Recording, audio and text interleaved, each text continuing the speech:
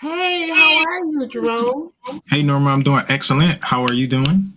I'm doing good today. Can't complain. It's a beautiful fall day, and the leaves are turning colors outside my window. I love this time of year. I do too. I like the cooler weather, and to see those leaves, I see like the yellow leaves out there.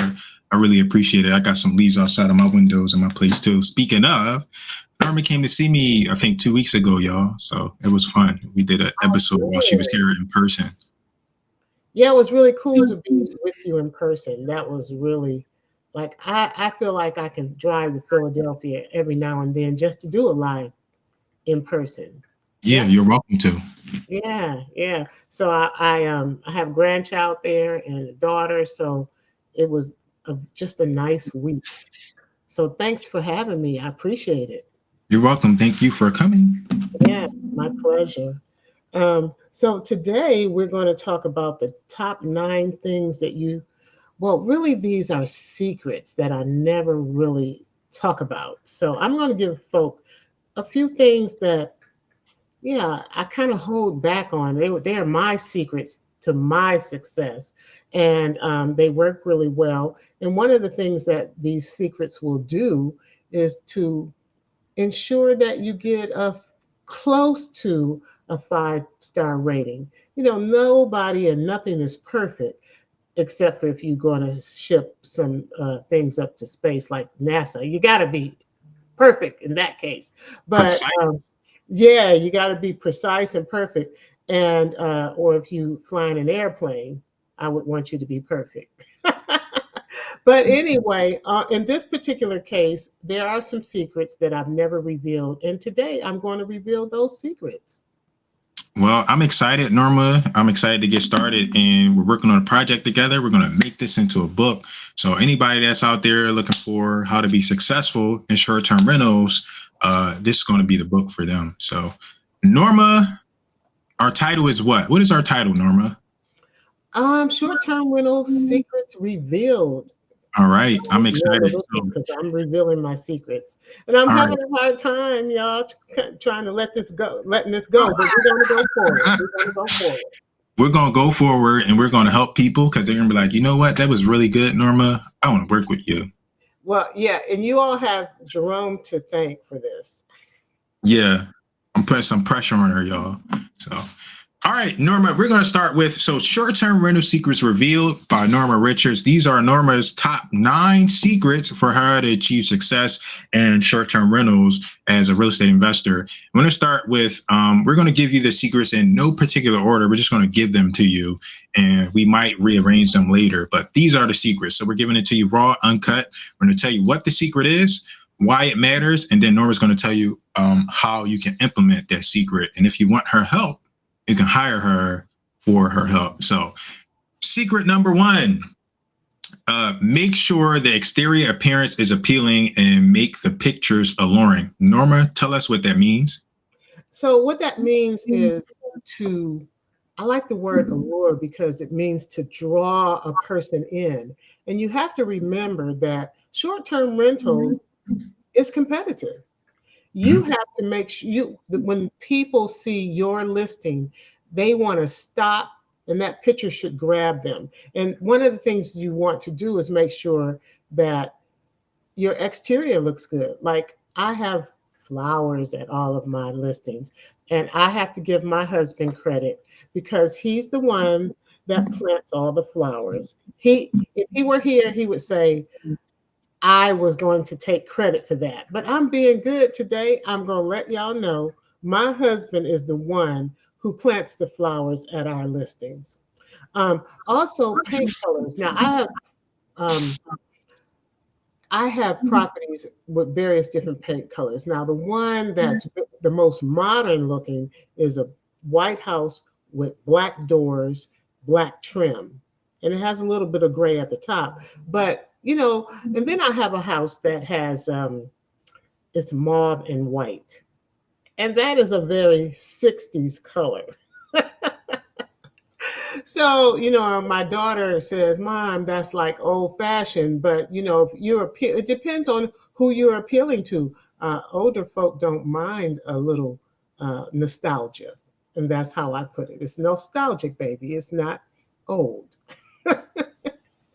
um, so the flowers, the paint color, and also you want to have good lighting at night because you want your guests to feel safe and secure. And frankly, you want them to be able to see where they're going at night. So I would say lighting. And the good thing about lighting now is that you can get these solar operated lights and you Okay. can line your pathway to walk up to the door. And you can also, well, I have lights on the building shining on the porch area, up the driveway, in front of the garage. I have lights everywhere. Now those are motion censored lights. So they're not on all the time because I was reading somewhere where if you have flowers, a bunch of plants, which I do, that they need that, they go through they do photosynthesize during the day, but they have a dark cycle too that they go through at night, and they need for it to be dark. And so but the guests really are more important to me than the plants, y'all. Okay.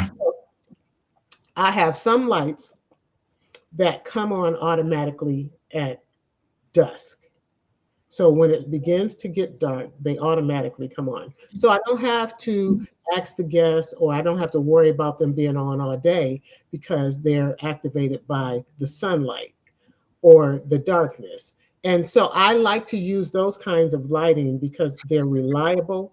And also, here's another little secret: the light bulbs that I use in my units, in the lamps, I have an app that operates those light bulbs so that they come on and stay on for 2 to 3 hours. And that's really important, particularly when no one's in the unit, so that people think there's somebody there.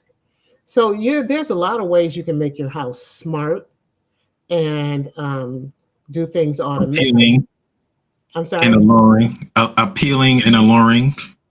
Well, yes, those things are appealing because Mhm.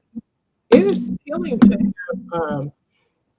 have lights that come on at night, and the guests don't have to worry about turning them on. Right. So, yeah. So I would say you want to make your listings alluring too with the colors, the paint colors that you paint on the exterior. Okay. Also, the So neighborhood. yeah.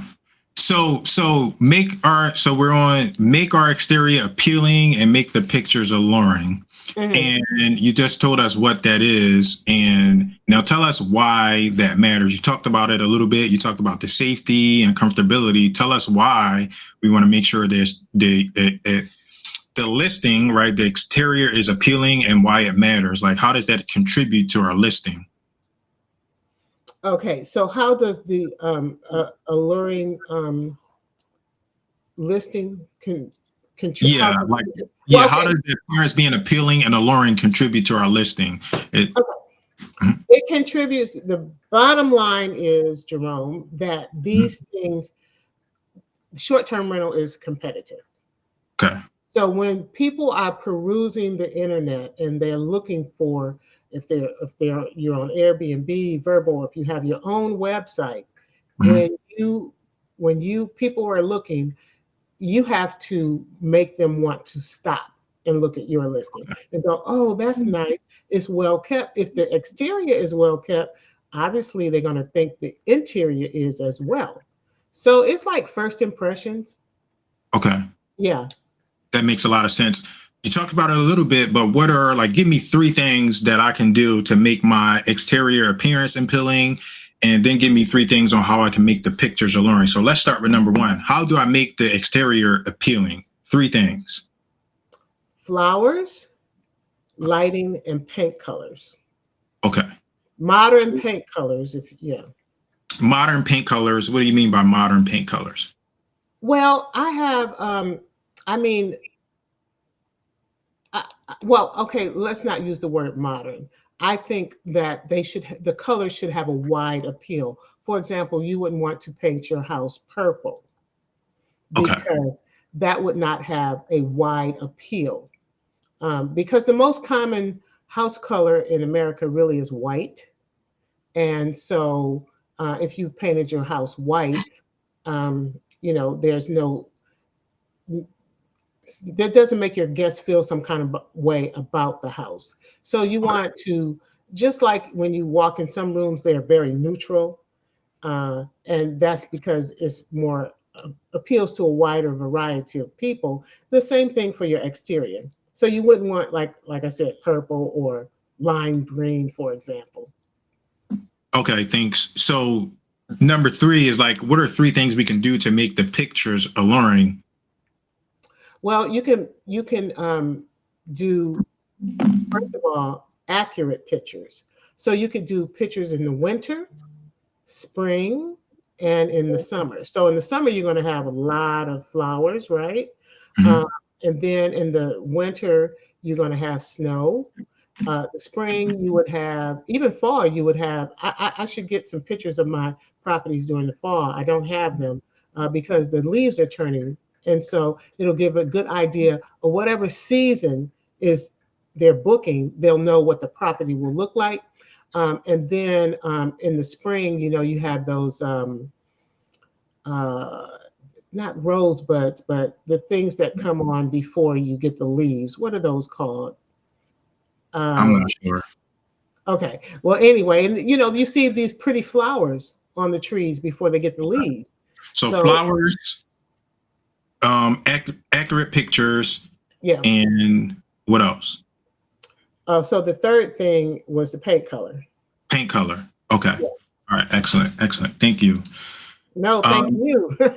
yeah, no problem. So number 2, our second secret is building rapport with your guests. Tell us what that means, Norma, and tell us why it matters. Okay. This is the most important thing that you do to get your guests to ignore any imperfections. Okay. Because as I said, nothing is perfect and everything varies from day to day. The wind could have come and knocked over a trash can. Anything could happen where you didn't, it doesn't look like when you left the unit. Because you go obviously and clean it, but let's say something happens in between. But anyway, so I call every guest prior to them arriving. Okay. Very important, simply because I want to build a rapport. And I want to know, why are they coming? They tell me. So when they tell me why they're coming, I'll make a comment. Like, for example, I had a guest that I called the other night. It was, a matter of fact, last night. And he is coming to see his brother's newborn. And he has a 4-year-old son. And so you're coming to see your brother's newborn, and he's going to give his brother a break. And really, his brother could take his 4-year-old to the Firemen's Museum. So I suggested that to him. He was like, "Oh, that's a great idea." And little kids love the Firemen's Museum. So just that act right there, building that rapport, is going to make him say, "Oh, they're coming in with a very positive attitude." Okay. So building rapport with your guests because it's going to help them ignore perfections.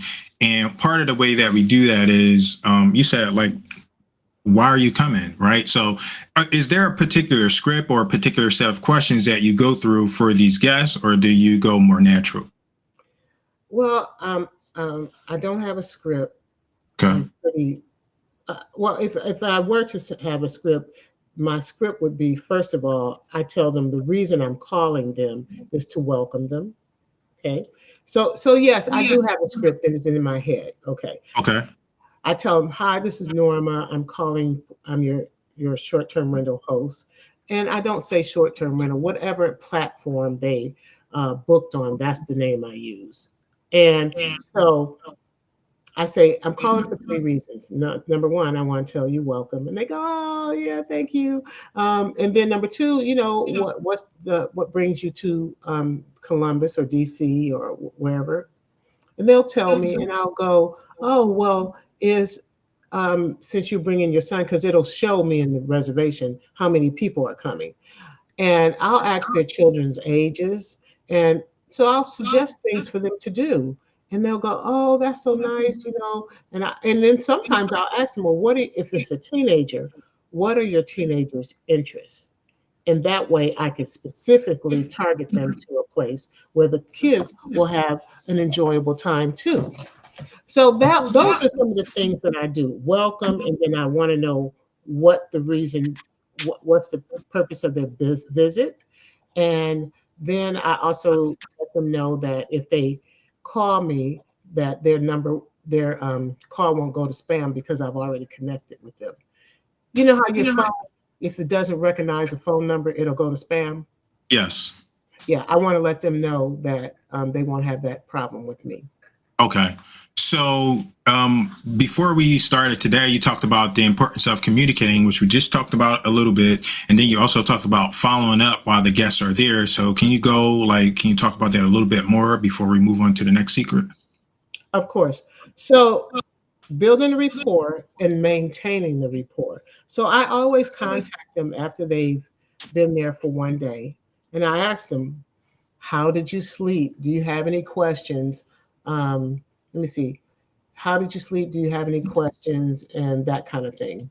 And so they all, and I text them that, and they always respond, "Thank you so much for asking. We're fine." Or that way they can tell me if they having an issue. The issue I had with a guest this week was she wanted to get local TV channels. First time anybody has given me that request. So I tried to figure out how she could, and then this website or this app called Plex or Flex or something like that. I was told you can get local channels. Well, anyway, I don't know how, I'm not that technical. So I suggested that I would buy an antenna for the TV and she could get local channels. So I went to the store and I bought an antenna and I took it to them. And they were so happy because they could get local channels now. So just finding out what the guests are having difficulties with during their visit. And then that way you will become the best host. And Thank that's what you. I want to do. All right. So secret number three, considering the comfort and safety of your guests. So tell us what you mean by that and tell us why it matters. Okay, so in terms of comfort and safety, don't buy cheap furniture. Now I'm being honest with you. Some young people, because I have kids and grandkids, they don't mind a real soft sofa or a real soft bed. I need firm and I need support because I can't get off a sofa with suave, I can in a suave way. If it's all soft, I'd be struggling trying to get off of it. So I want to be cool when I get up. I need a firm sofa. So most people my age are going to need something more firm. Maybe not you, Jerome, because you're younger. But what do you prefer? Do you prefer soft or firm? Bed or Firm. bed? Oh, you do? Okay. Yeah. All right. Well, you're a little different from my kids. My daughter's bed is very I can't sleep in that thing uh because it's too soft. So I need something more firm. So I'm talking about comfort. Now, in my property that has 4 bedrooms, I do have firm and I do have not so firm mattresses. But in the primary bedroom, it is firm. It's top of the notch, beauty rest black mattresses and sheets that are 100% cotton, and they are also 700 or 800 thread count. So they are very soft, they're very durable, they don't look cheap, you can't see through them, and people recognize quality. Now, those are the people that are paying for the reservation, right? Or if somebody is letting their mom sleep in there, they're going to listen to their mom make comments about the place. And so you cannot offend people's mothers. Okay. So in my primary bedrooms, I have beauty rest black mattresses and those really high quality sheets. And So that's what I'm talking about, considering comfort. And the furniture in the building, I don't buy, I buy durable furniture because, frankly, I don't want it to get torn up easily. Because if the guest messes up a piece of furniture, they don't feel good about themselves, and they kind of going to blame you for buying cheap furniture, right? So that's the comfort. And the safety. I want to make sure that the guests feel safe. So I have really good, sturdy locks. Um, I have alarm systems, and I have cameras. And I tell the guests that I have cameras because it's really for their peace of mind. The security system, they always mention, well, not always. Some guests mention we felt safe there was a security system. So I have security systems at all my properties and cameras. All right. Give us three things we can do to make the place more safe. You talked about them, but I just want like a recap. Three things we can do to make the place more comfortable, and then three things we can do to make the guests feel safe. So let's start with comfort. Three things to make them more comfortable. Okay, upgraded furniture, Okay. um, upgraded furniture. Also,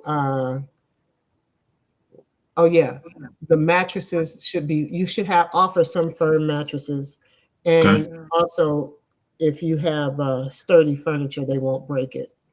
Okay. Hmm. Three things to increase the safety of the guests. Of course, outdoor lighting, particularly at night. Okay. And I like the fact that I use the keyless entry Okay. locks because you can change the code for each guest. And okay, here's my other secret: their codes are always the last four digits of their phone number, simply because I can remember that, and so can they. That's smart. So they don't have to worry about, oh, what code did she send? They don't have to look it up. Yeah. Okay. Give us one more. Safety. Safety. Did I say cameras already? Nope. So Oh, safety. Yeah. cameras are makes a guest feel safe because Okay. on the pad in the house, if someone comes to the door, like if they order through DoorDash or something, and somebody comes to the door and rings the doorbell, that pad will light up and show them what's going on the exterior, and they go, "Oh, our food is here," or they'll go, "Oh, there's somebody there. I don't know who it is." Okay, thank you. So let's move on to secret number 4. And you're giving us sub secrets too. So we got more than enough secrets in here. You said one of your secrets is live in your listing before your guests. So tell us what that means and why it matters. Well, what that means is this. So I just built a duplex, and I wanted to know what the guest experience would be while they're there. So I actually stayed there and I went through my routine. So get up in the morning, shower. How about that? I do. Get up in the morning, shower, brush your teeth, make your breakfast. What would that experience be like in that property? And I found that I didn't know this. So since it's a new build, they put a bathtub in there that was anti-slip. Now, in all my other properties with the older bathtubs, I always put a bath mat in there because I don't want people to wash their hair and condition it, and that conditioner is oily. They could slip, so they need some friction. So, yeah, I don't even think you need that in that tub. I was impressed, although I did like the fact that it was a little smaller. And my husband is a big guy, so he might feel a little claustrophobic in there. But we have two bathrooms, and the other bathroom has a really big standalone shower, so he would be comfortable in there. So those are the kinds of things that you want to be able to communicate to the guests if you see that you have a really tall, big guest like my husband, it might work better for him to be in the other bathroom because it's just a shower and it's big. But the other bathroom is a shower bathtub combo, and it's just not as much space. hmm So you want to So, live in mhm. the unit and go through your routine so that you can know how the guests will experience the space. Excellent. So you already gave us the how, which is, so you said living there and you want to go through like your everyday routine. So that's the how. Like, what do you do every day? You go through that routine. You wake up, you brush your teeth, you brush your hair, whatever you do in your normal day to day life, you do that inside of your short term rental. So like we're turning this into a project. I'm going to task you, which I'll give you a little bit later. We're going to have to come up with some kind of checklist so people can do this in their own businesses when they're trying to do a short-term rental. So that's something that we're going to, go deeper on a little bit later. Okay, I have made a note here that we need to do a checklist. All right. So secret number 5 is cleanliness and the scent of your listing. And one of my favorite, one of the things I'm most what do you say, interested about what you do, like your project, is you have that one example that you call what's pristine clean. So talk about that first, and then I want you to talk about the cleanliness and the scent of the listing. Okay, yeah. So what Jerome is referring to, I have a listing that is called Pristine Clean and Sanitized Business Paradise.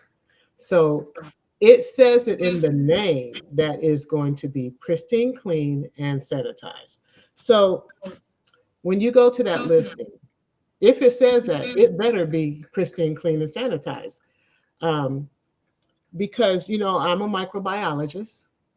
And so I'm very conscious of not spreading germs. And really, I came up with that idea when it was COVID.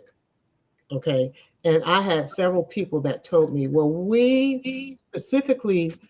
um, we specifically chose this listing because of the name, because they were concerned about it being sanitized. And I said it in the name. So that is cleanliness is one of the top things that I have. Now, I I don't like for my listings to be fully booked 100%.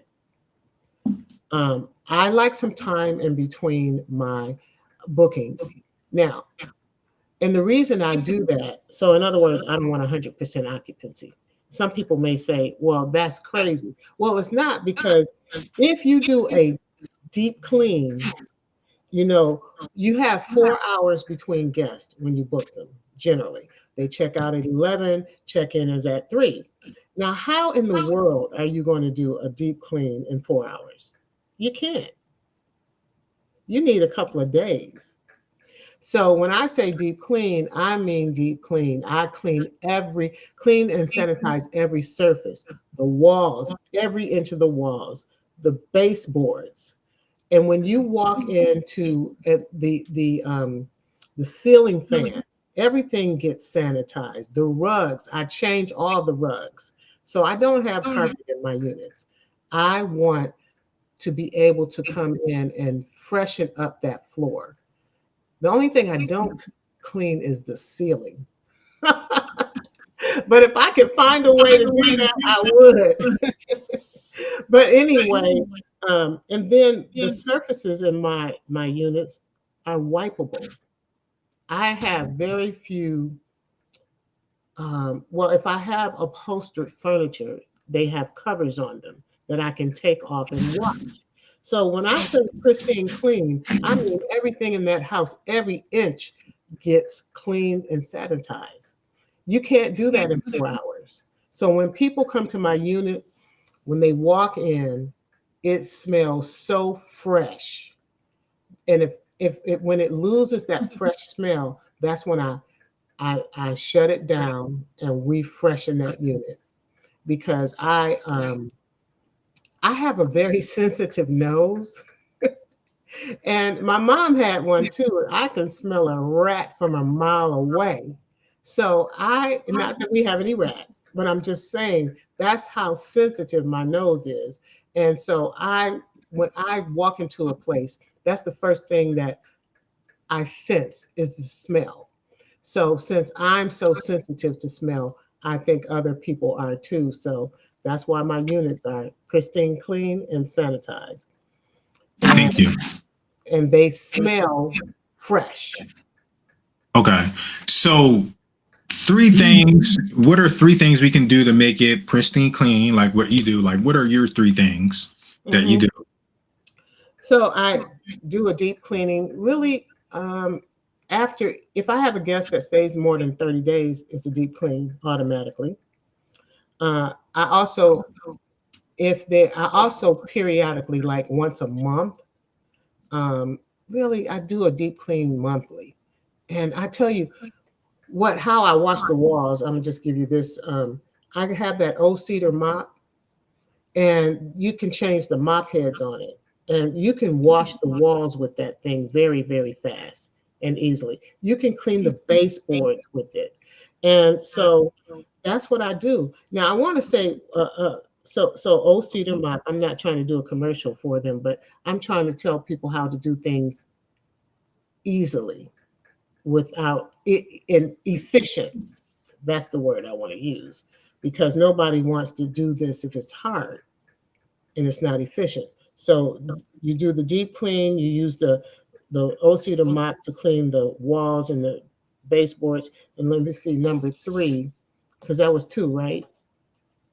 It was it. Two, three. You gave a few. It was enough. If you want to find another one, we're happy to take another one. So Okay. And as I indicated, I don't have carpet. okay, And so I have luxury vinyl plank floors. All of my floors are, well, take that back. I do have some properties with hardwood, but I do dust mop, and I do run a damp disinfectant mop over those hardwood floors. okay, Um, and so that makes the place really fresh. right. So those three, like those things that you do to make it clean, gives it the scent. Well, yeah, but here's one other thing. Every property that I have or that I manage, I make sure the HVAC system gets a um, clean. The vents get cleaned. That's Okay, before we have any guests there. So we have to clean the vents, and I'm telling you, all that debris that comes out of there, it makes a huge difference in the smell. And then we change the filters every 30 days. okay. hmm It's All not right. every 30, because if we have a guest in there, we might, but every 90 days for sure. Okay. So that cleanliness gives a scent. I have a question about scent. Do you like, what do you think about like scent, like something like, oh, I want it to smell like flowers or orange, or like, should people do that, or should they remain closer to being neutral because of people's allergies and stuff like that? What's your perspective? Well, I cannot wear perfume or colognes, because when I put it on, it goes through my skin and my mouth. I can taste it. That's why I have like this real sensitive smell situation going on. So for me, I don't want to walk into a place and smell, for example, incense or air mist or something like that. I can deal with more of a natural fruity smell. Okay. Um, I prefer that because it's going to be less offensive to most people. And so I kind of use myself as a barometer on how it should smell. Okay. And I do hear a lot of comments when, since I have a ring doorbell on the outside of the house, I have heard a lot of people open that door and go, "Oh, it smells good in here." That's the first thing that hits them. Yeah. First impressions. Yeah. Nice. hmm Impressions that stick. So this next one, this next secret, I'm excited about this secret because I love, I'm the marketing person. So I love when people understand the importance of this. This next secret is you talked about an email list, right? So you have a list, it says an email list of phone numbers. You keep a list of your guests' email, phone numbers on a spreadsheet. So you're building a database. Can you talk about that and why that matters? Yeah, I'm building. I have always built a database, so I log on a spreadsheet the guest name, their phone number, and their email address. I capture that because you want to. This is your business. It's not. You don't want to rely on Airbnb, Verbo, etc., whoever you are doing business with on the platform, to build to capture all this information, and you don't. And so that's why I make sure that I build a database. I call the guests; they already know who I am. They remember me, and I get a lot of repeat guests really without doing anything. And to be honest with you, I haven't really used the database yet, but I'm going to. I have the information when I'm ready. But I do have. I'm going to make her, y'all.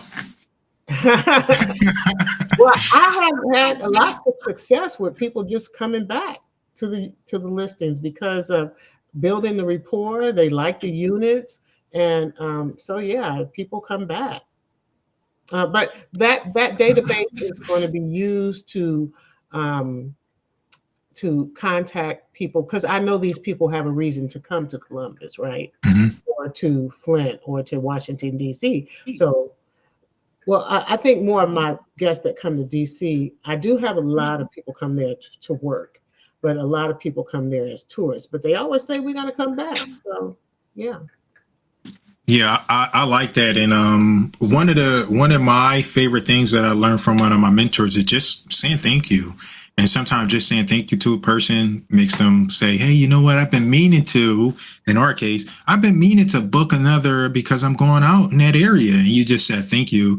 And that's a way where you increase business and you gain more business and whatever it is that you're doing. So sometimes just reach random thank you or hey, you can get more business from that. So Well, that's true. On the since I communicate through the message boards on these Verbal and Airbnb apps, but I also they end up texting me since I call them, and I always Mhm, tell them thank you for being my guest when they mhm. finish, and I'll ask them beforehand, is there anything I need to know about or that you observed that I need to know about because I don't live at these properties, and they'll Mhm. tell me. And so usually when they get that out off their chest, they're not concerned about writing a bad review because they already told me about it. Thank you. So, how do you collect that email, like that list? Like, what are some things that you do? Like, do you go on a website and like, how do you collect that list? So, Well, Verbo gives you their email address okay, and their phone number after they booked. So that's an easy one. okay, Airbnb, however, does not do that. But when I call the guest and we build a rapport, I just simply ask them for their email address okay. through text. Yeah. All right. So, our next secret, I like I this tell you one. another way to get their email address and even their address. A lot of times, I would say 90% of the time, guests leave things. Okay. So I got to get their email address and their address to send the stuff to them. Okay, I like that. You got to get their address, and I'm gonna tell you why I like that a little bit later, probably behind the scenes. But that's really good. Hmm. Um, so the next secret is you mentioned, like I hear you talk about this a lot. This is so important, and I think most people fail here. Like having your own website. So you mentioned have your own website and set up your listing like a business. So tell us what you mean by that, and tell us why it matters. Well, as what I mean by that is you shouldn't rely on any of these short-term rental platforms, medium-term rental platforms, or whatever for to build your business and maintain your business, because you are in business and you should be taking the steps to, if something happens to Airbnb, if they no longer exist, you can still operate, right?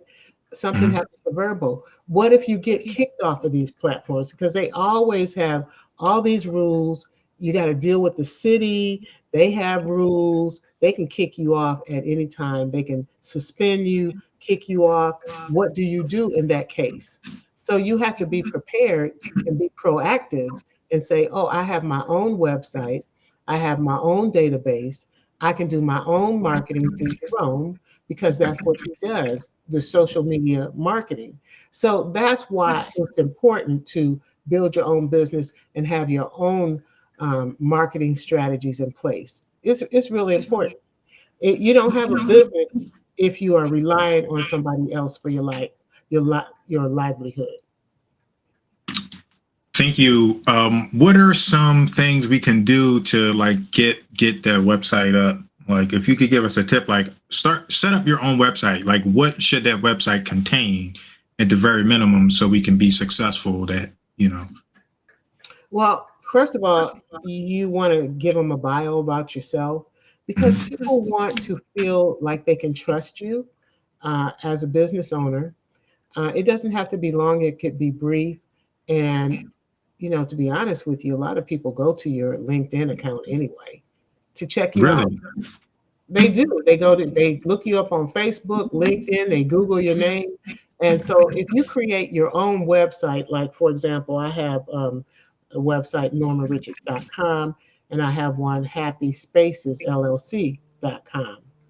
And the reason I have those is so that if somebody wants to Google my name, I'm controlling what they see because my name is actually on the website. It'll go straight to it. So, and then they'll find out that I'm a very trustworthy person.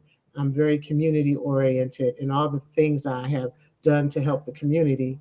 And they'll feel good about, they'll know I'm honest and they'll feel good about um, doing business with me. Okay. Now, did that Uh, answer your question? Because It does. It does, and I'll go deeper on that myself to help people understand.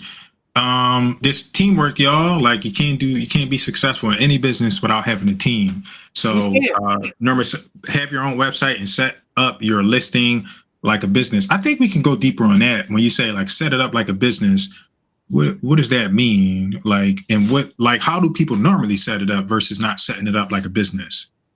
Okay, so when you have a business, what do? You have an accounting program. Hmm. In this particular business, you should have a legal counsel that draws up your contracts. And if you don't market, if you don't have customers, you don't have a business, right? So you have to market, you have to lure guests to your place. Okay. So that's where marketing comes in. And so for me, having a business just means that I know I can't do it alone. I'm not an Hmm. attorney.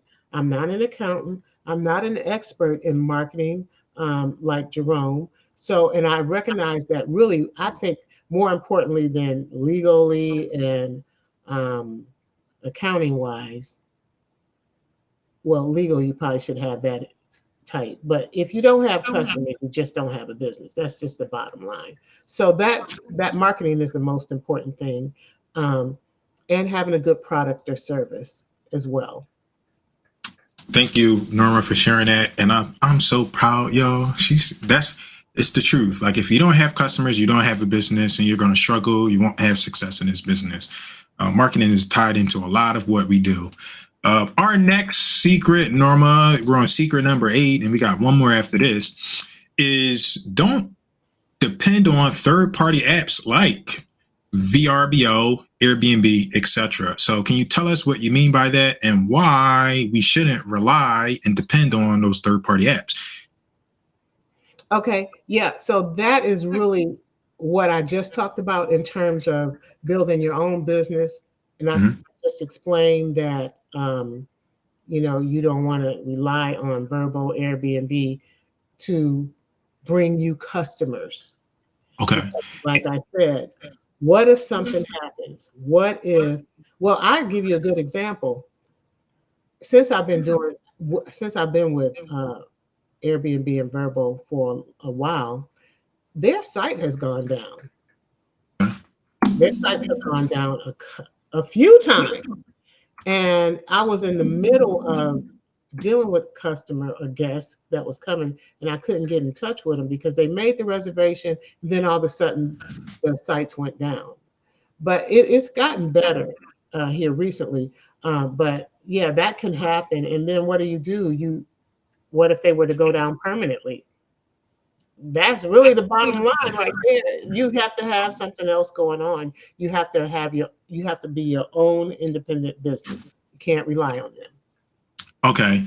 So that's we covered everything. The last one was make their appearance appealing, which we already covered. Is there anything else that jumps out to you like, oh, they must need to know this? And we'll call these our bonus secrets. Well, I think the only other thing that I may not have mentioned is that Mhm. you have to have a team Okay. working with you, that you cannot do this by yourself. Okay.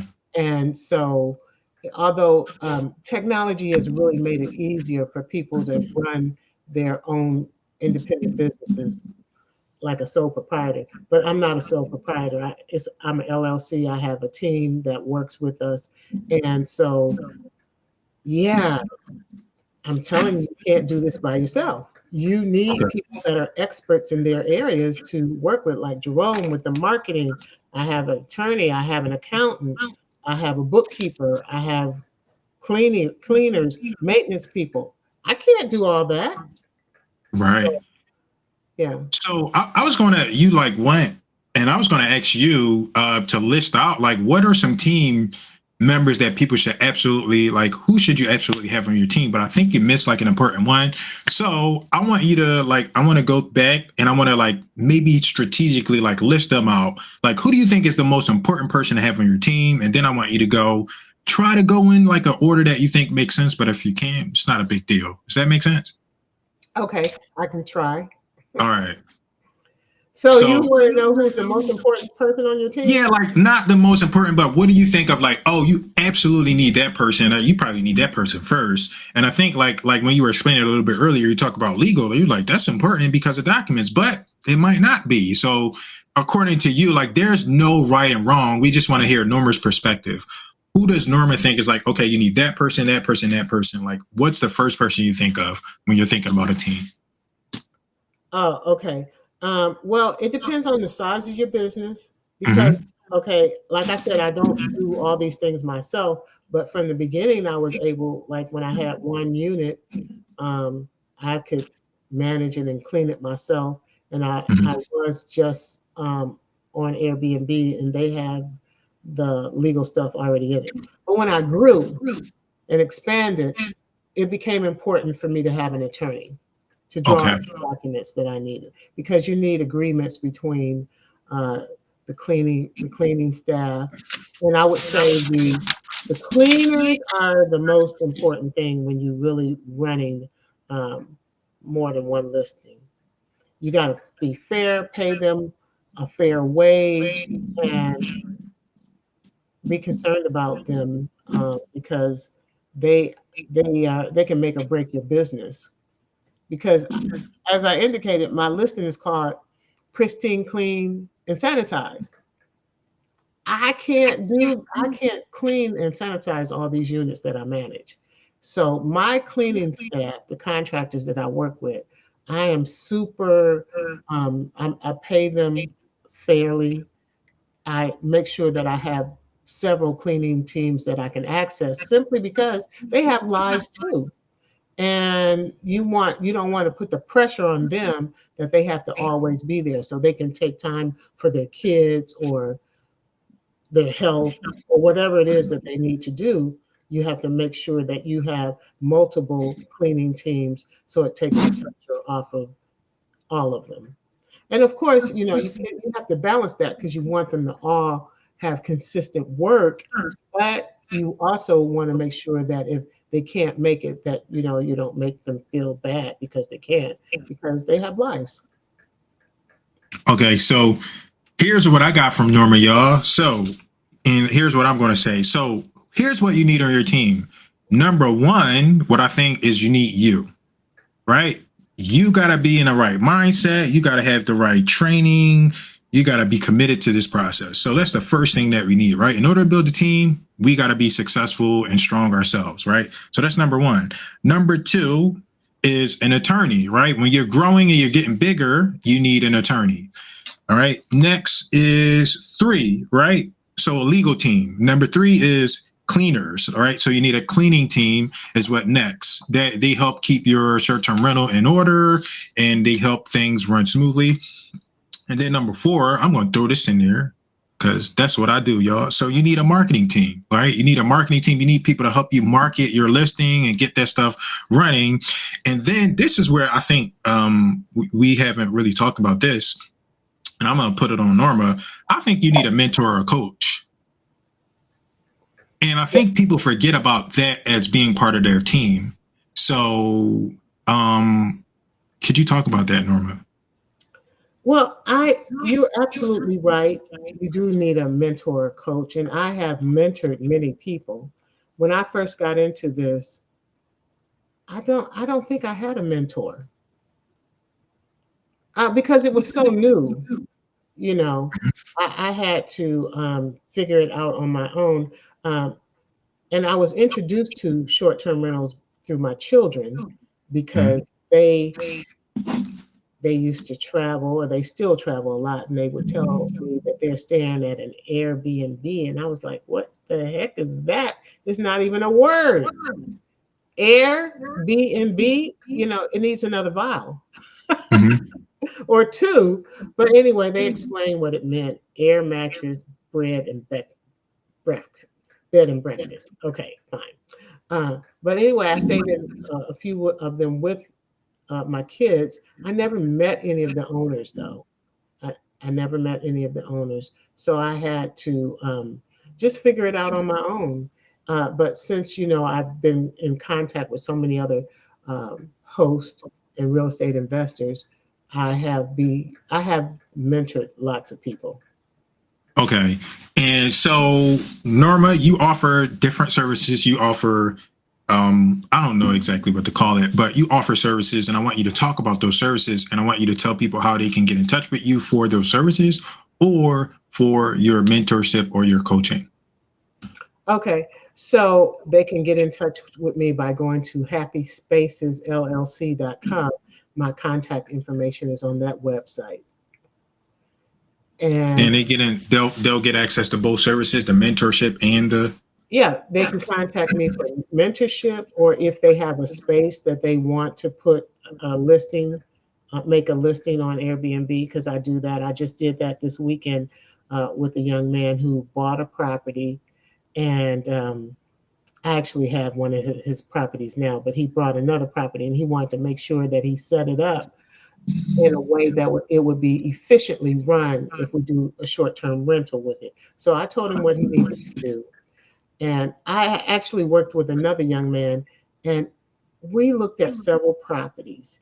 It took him a year to find the perfect property. So you have to be patient too. So I do mentor, and I know that you have to have the right situation. In other words, you have to go into the property right so that it's not going to, the expenses are not going to be too high where you don't make enough money. But that's another story. Okay, Norma, thank you so much. If we imagine this, which is going to be, we imagine what we just did. This episode is a book, and you could close it out with like a sentence, a paragraph, or maybe a topic. What would you close it out with? What would you say to anybody that's trying to have success in short-term rentals? And you just gave them all of these secrets. What would you say? Well, actually, there are some other things that we need to talk about now that I think about it. But if I wanted to summarize this conversation, Yes. I would say that I think that in order to be successful with, it's a hospitality business. Mm-hmm. and things have to be addressed immediately. So and you have to build a rapport. You don't have a lot of time to do that, because if something goes wrong, you don't have a lot of time to redeem yourself. So they have to feel like you care about them. That's the whole thing about building a rapport with people, is that you care, and not you're not just in this for the financial gain. So I think that's the most important thing that people need to understand, to feel like you care about them. All right, Norma. I know we got more to talk about, but I'll tell you how we can do that later. So, thank you so much for your time today. Thank you for doing this with me. And anybody that's watching this, it's going to become a book. So look out for that book. Yes, All I'm right. looking forward to it. All right, Norma. Thank you so much. Oh, you are so welcome. All right, here we go.